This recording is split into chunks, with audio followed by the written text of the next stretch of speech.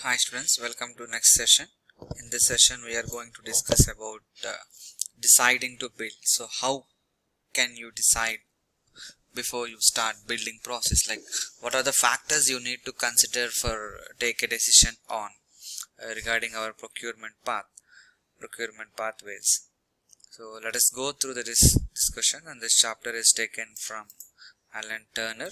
You can visit the Alan Turner textbook in this chapter 2, deciding to build.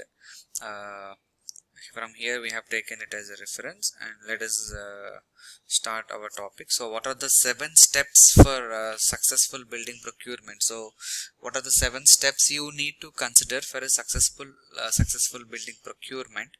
You can, first thing is that you have to select an in-house project executive. So from your side, who's handling the major responsibility of this project has to be decided. So that responsible person is known as in-house project executive. And what are the advices you have to seek? So you have to decide on seeking advice. So you have to define requirements to build. Timing of the project, selecting the procurement path. As we all know, that is the major one. Selecting the procurement path, choosing construction professionals. So you have to choose the construction professionals, and choosing a site. So where is your construction site is going to happen? So these are the major portions which you need to consider for successful building procurement.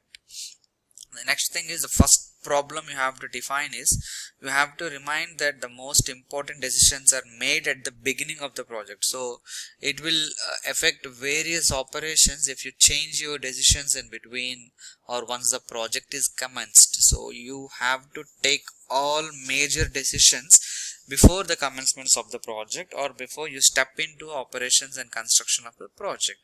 So generally thereafter, each subsequent decision is likely to have less and less effect on the overall outcome of the project. So if you are going to change any decisions, or if you are going to implement any new ideas, that should not have major effect on your the whole project. So the major decisions has to be taken in the starting of the project itself. So what are I have given you some bulletin points for selecting in-house project executive. So the in-house project executive who's handling the major responsibility of project should be available full-time with you, and you should have a single point contact for the organization. Like, you should not listening 2 or 3 minds and working on the project. So there should be single point contact, and very least be able to answer all incoming questions fully and promptly. He must be able to understand and organize the internal decision making process required for the project. So the in-house project executive is responsible for taking various decisions on behalf of you. So he must be capable of taking internal decision making process, and the in-house project executive should have the power to speak and act for the organization. So in any external project leadership appointment, so he should have any support of any external project leadership, so that he can get some guidance of the practical scenarios. So what is seeking advice? If the project is of any significance to the organization, it must surely be most appropriate for an insider to carry out the role set down earlier. So the insider role is that understanding sufficient organization objectives. So whoever you are selecting as in-house project representative, he must be having a clear idea on organization objectives. Then only he must be able to organize internal decision making process of the total project. And he must be then the third one is, before we are all talking about the decisions you have to take before you build, or decisions to build. So defining requirements to build. So in building, there are recognized procedures defined by plans of work for maybe the such as Royal Institute of British Architects, which is known as RIBA, the Department of the Environment, Property Service Agency, and Plan Work, and the Department of Health. These are all UK based agencies, so depends upon the country, it may vary. So they have codified a process of design and construction. We will see it in the next slide. What are they saying is experienced clients and practitioners will be familiar with this. So whatever the policies, the procedures given by this, the familiar practitioners and experienced client might be aware of this, such as British Property Federation has produced another manuals also. One of the manuals says that a system for the design and construction of buildings, and incidentally includes the response. This is very important. So they includes the responsibilities of client's representative, and the same way we are having another type of client representative book, which is known as CDM. CDM book. We have a CDM book. I'll show it in the next one. So CDM is Construction Design and Management 2015. So we are following CDM for the roles and responsibilities of clients. A principal advisor in assisting the client to decide his requirements. So you should have a good working knowledge of recognized procedures. So now you can see the CDM, which is Construction Design and Management Regulations 2015, given by Health and Safety Executive.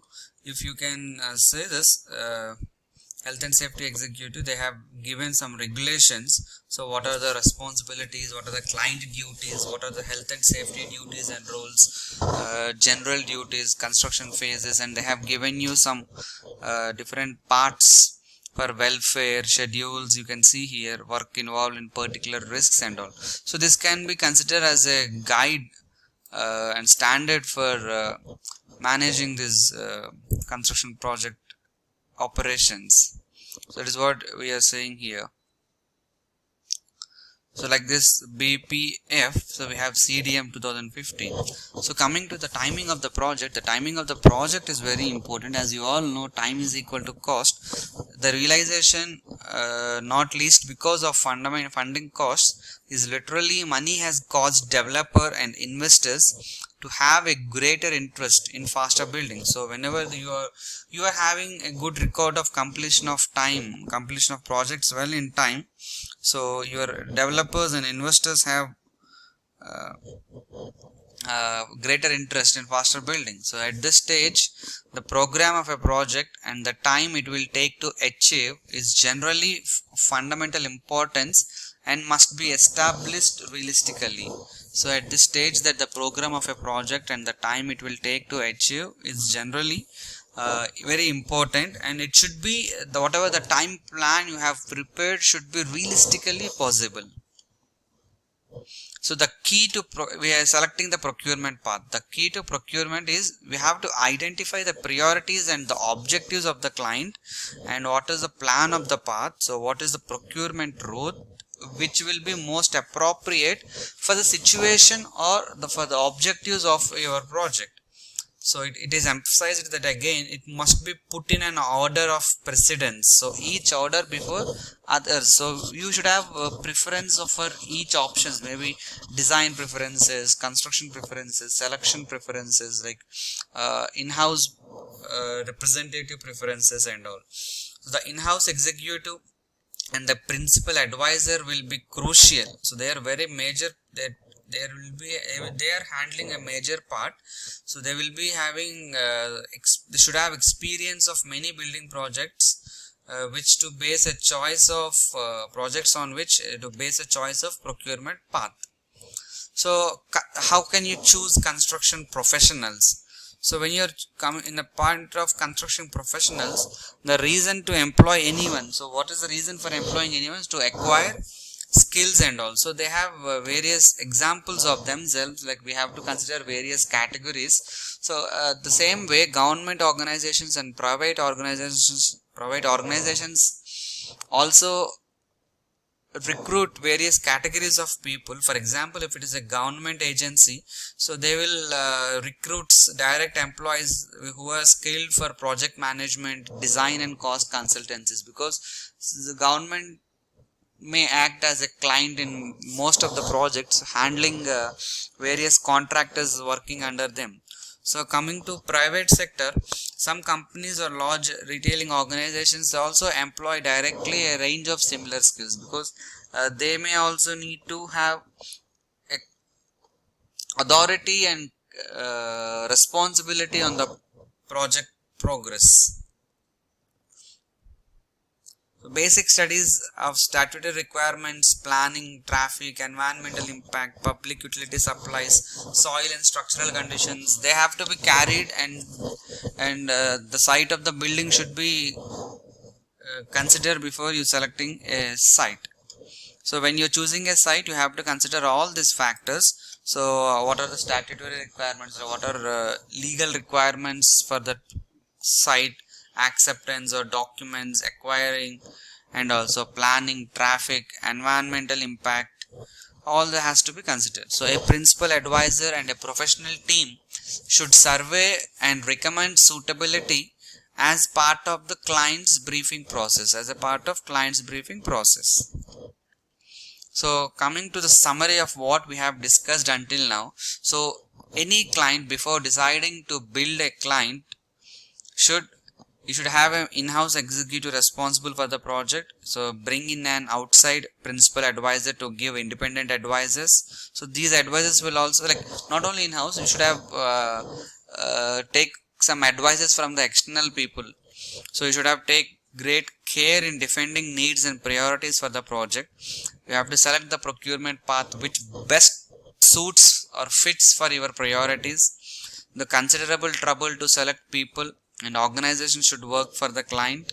You have to recruit such a people, and they should not commit using a particular site or renovating a particular building until all options have explored. You should not simply select a site which is available and all. We have to consider all factors. We have to go for various options, then the best alternative or the best solution should be selected. So you can, the Ellen Turner has given a figure here, building procurement process. So what is the action? To establish what is the item, need to build. So what are the details? Program, variation, complexity and all. Decide to build. Assemble is in-house skills. Appoint, you have to appoint principal advisor. Assemble PAC, which is a very important term we will discuss in further classes. PAC is known as Procurement Assessment Criteria. So for this procurement assessment criteria, you can see here, these are the procurement arrangement options, where we are going with the design and build, traditional management, design and manage. We have to select one procurement option after assessment.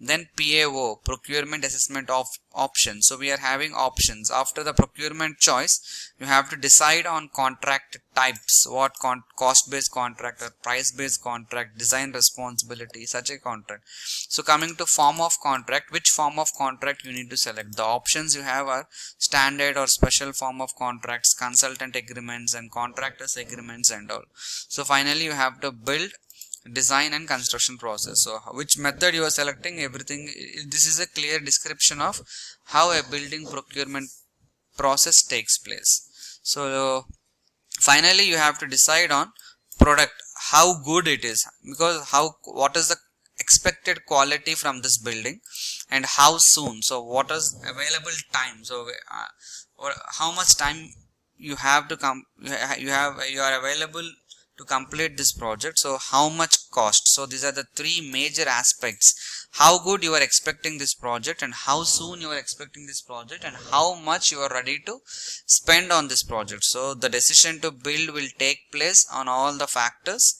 which we have discussed, and hopefully when we have an online session, so we can have a better discussion and better understanding on this topic. So this is a brief explanation to give you a basic idea on what are we going to discuss in our classroom. Thank you so much.